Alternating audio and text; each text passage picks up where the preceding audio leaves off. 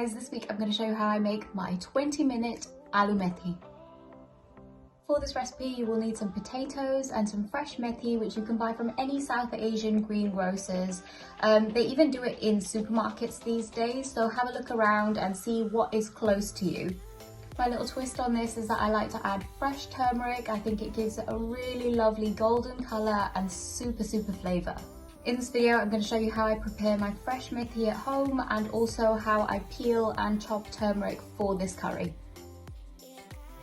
For a really quick trick, I cook my potatoes in the microwave. All they need is a little wash and poke them all over with a fork. Pop them in the microwave for like 8 minutes or so. Check your microwave because all microwaves are different, but just keep checking on them, and once they are soft, they are ready. All you need to do is take them out, wait for them to cool down a little bit, and then give them a little peel, and inside you will have the fluffiest, most melt in the mouth potatoes. This is how I cook potatoes for things like samosas, paratha. I also use it for my butter tanushak. It's just a really quick and simple method, and you can be getting on with other things whilst these are in the microwave, so you are saving time and lots of effort too. Tap the link in the description box for a full list of ingredients you need to make this recipe. Let's start by preparing our fresh methi. Start by picking through the methi. Pluck off only the leaves and young stems. The thicker stems are edible, but I don't tend to use them for curries like this since they require longer cooking and can be tough to chew. You can use them to flavour things like dal or sambar. Be sure to pick out any methi that looks less than fresh. Large bunches usually have a few of these. Now thoroughly wash your fresh methi in plenty of cold water, either running water or in a large basin or bowl. Your fresh methi is now ready to use. For this recipe, we'll give it a rough chop.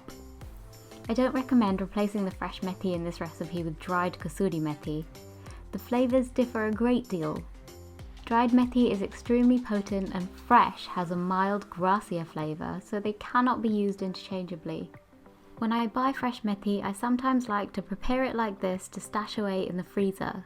If you want to do this, then make sure your methi is nice and dry before you pack it into a freezer safe container or bag. This fresh methi is delicious in thepla and mutia. Pop all of your methi into a large bowl and set it aside. Now let's prepare our fresh turmeric. It's wise to glove up before you begin handling fresh turmeric. The colour will stain your hands and nails for days. As well as covering your hands, it's also a good idea to lay down some newspaper or an old tea towel before you start. Just like preparing fresh ginger, the most effective and least wasteful way to peel fresh turmeric is with a teaspoon. Just scrape all of that skin off. I'm going to chop this into juliennes. This fresh turmeric is going to give our aloo methi the most beautiful golden colour. If you're unable to use fresh turmeric, then you can add half a teaspoon of dried ground turmeric along with the chili powder in the recipe. I find that these juliennes of fresh turmeric offer both a golden colour and a bright citrusy flavour to the curry. They balance the earthy caramel bitterness of the fenugreek while the potatoes make it a meal. My potatoes have been cooked in the microwave and cooled, so let's give them a quick peel